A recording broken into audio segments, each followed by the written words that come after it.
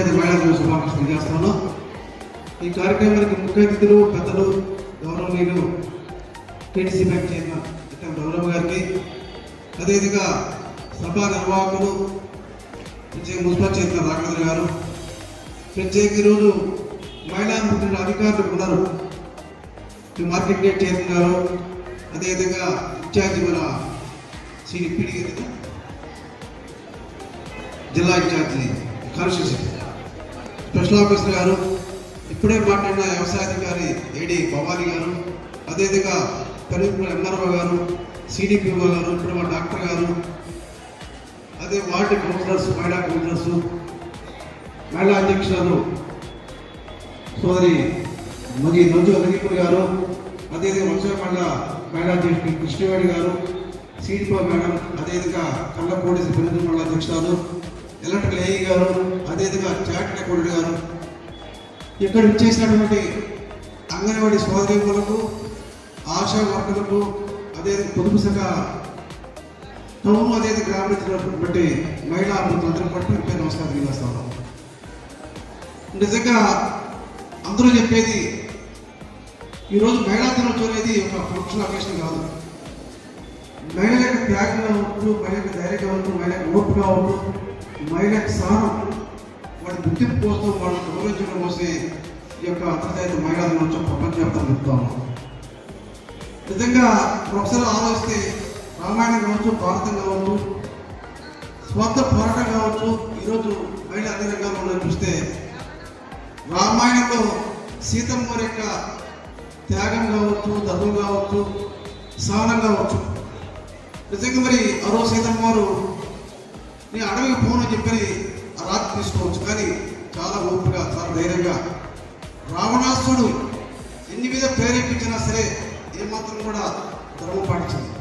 అటువంటి ధర్మం ఉన్నటువంటి మహిళా మంత్రులు కాబట్టి ఆ త్యాగానికి, ధర్మానికి, ధైర్యానికి, సహనం కోసం మనం గుర్తుంచుకోవడం వస్తుంది.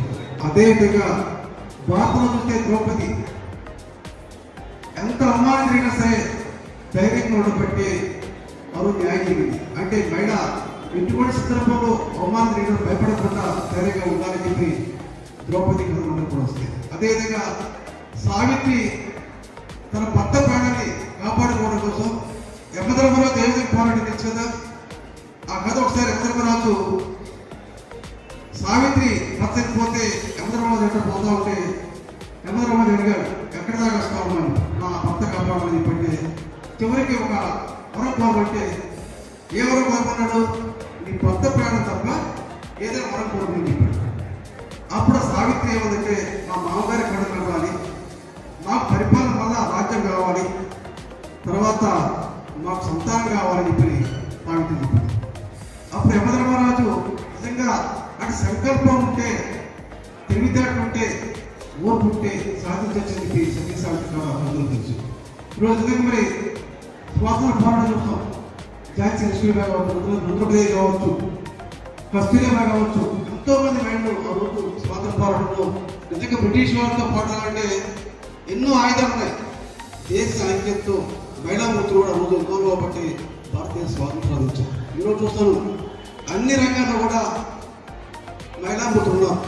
ఈరోజు చూసే వ్యవసాయ అధికారి కావచ్చు, సిడిపిఓ కావచ్చు, ఎంఆర్ఓ కావచ్చు, ఎలక్ట్రికల్ ఇంజనీర్ కావచ్చు, చార్టెడ్ అకౌంటెంట్ కావచ్చు, డాక్టర్స్ కావచ్చు, ప్రతి రంగంలో విద్య, వైద్య, వ్యవసాయం, రాజకీయం, పారిశ్రామిక అన్ని రంగాల్లో ఉన్నారు.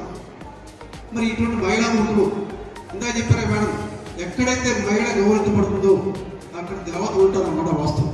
అంటే ఏ ఇంట్లో కావచ్చు, ఏ సమాజంలో కావచ్చు, ఏ గ్రామంలో కావచ్చు, మహిళ గౌరవిస్తే అక్కడ దేవతలు ఉంటారన్నమాట వాస్తవం.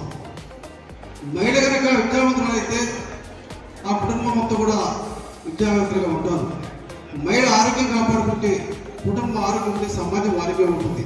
అందువల్ల ప్రతి ఒక్కరు కూడా మిమ్మల్ని నిజంగా మహిళ ఎన్ని విధాలు కంటే ఒక తల్లిగా, ఒక సోదరిగా, ఒక భార్యగా, కుమార్తెగా, తోడపుట్ట సోదరిగా, ఒక నాయకురాలుగా, గురువుగా అన్ని పాత్రలు కూడా సృష్టికర్త. అంటే మహిళ లేనటువంటి సమాజం లేదు, మహిళ సృష్టి లేదు.